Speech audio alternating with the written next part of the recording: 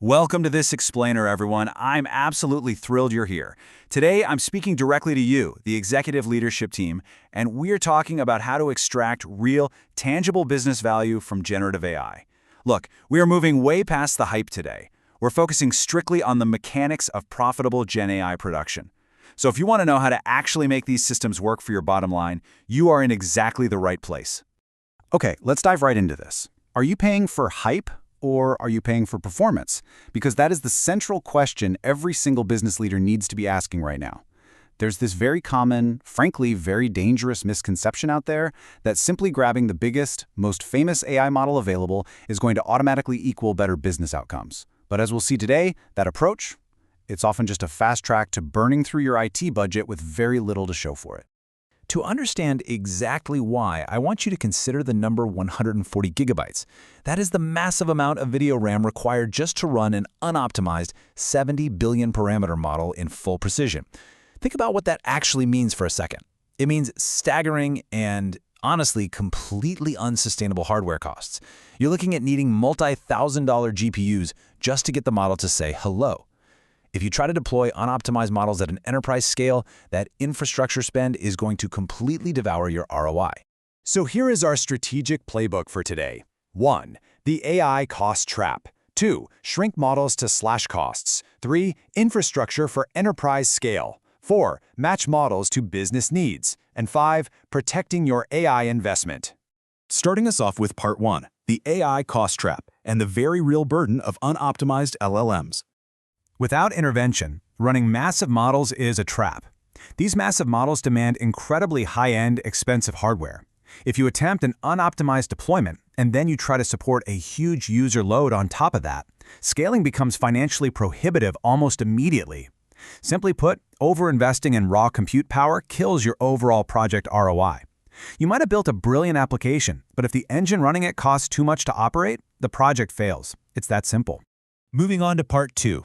Shrinking models to slash costs. Let's open up the optimization arsenal. Now, what's really interesting here is quantization. Quantization is essentially compression. By cutting the precision of the model's weights, say dropping from a really heavy 32-bit format down to a super lean 4-bit format, you can slash the model's memory footprint by up to 75%. And the absolute best part? It happens with minimal drop in output quality. Suddenly, those giant, expensive models can run on low-cost, affordable hardware. It is absolutely the strongest balance between size and quality. But quantization isn't the only tool we have.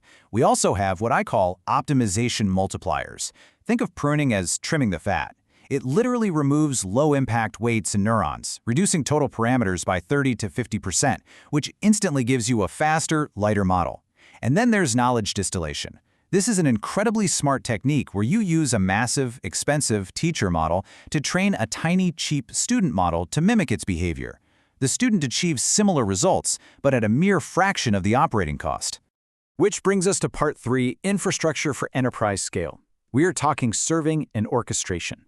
Look, the infrastructure required to actually serve your model to thousands of users is absolutely critical. Picking the right serving framework directly impacts both your application's speed, its latency, and your overall cost efficiency. High-traffic production requires specialized serving engines. If you get this right, you can achieve 10 to 100 times faster inference than basic out-of-the-box app setups. To break that down a bit, if you're just doing a small-scale workload or an early-stage prototype, something like Fast API is perfectly fine. It's a simple REST API wrapper, it gets the job done.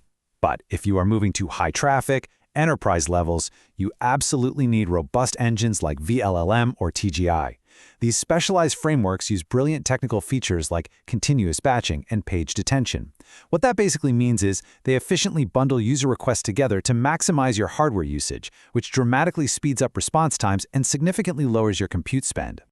Let's move to part 4, matching models to business needs. It is time to stop paying for overhead. Here's the core mindset shift. You need to align the size of the model with the complexity of the actual business task at hand. We don't always need the biggest model in the room. Think about highly profitable specialized use cases, things like customer support chatbots, document summarization, social media sentiment analysis, or code generation. For these targeted tasks, a small, specialized, fine-tuned model will perform just as well as a giant, general-purpose one, but it's going to be vastly cheaper. And this brilliantly illustrates the difference. Let's say you're building a tool to analyze social media sentiment. The overkill approach is using a massive 175 billion plus parameter model like GPT-4. You are paying 3 to 6 cents per 1,000 tokens, and you're waiting 2 to 5 seconds for a single response. It is literally using a sledgehammer to push in a thumbtack. The optimized approach is taking a specialized, fine-tuned 8 billion parameter model, you self-host it, it costs pennies, and your latency drops down to milliseconds. It's task-specific, it's incredibly fast, and it is unbelievably cheap. Match the model to the use case, not the hype. All right, our final section, Part 5, Protecting Your AI Investment. Let's talk about the harsh reality of model decay. We have to face a really important long-term reality here. Models are living assets, and they decay. Language evolves, user behavior changes, and entirely new patterns emerge every day. Without active monitoring, your carefully tuned LLM is inevitably going to become outdated and inaccurate over time. And usually, if you aren't actively monitoring it, you honestly won't know it's broken until your customers start complaining. So, what does that degradation actually look like? Well, it mainly falls into two distinct categories. First is data drift. This is when the input data changes from what the model was originally trained on. So, for example, maybe a younger demographic starts using new slang that your customer support chatbot has literally never seen before, so it just gives confused answers. The second category is concept drift, and this one is a bit deeper. It's when the actual relationship between inputs and outputs fundamentally changes. A really great real-world example is the phrase, "stay home." Pre-pandemic, that phrase was mostly sentiment neutral. But post-pandemic, the cultural context totally shifted, and it can carry a very negative sentiment.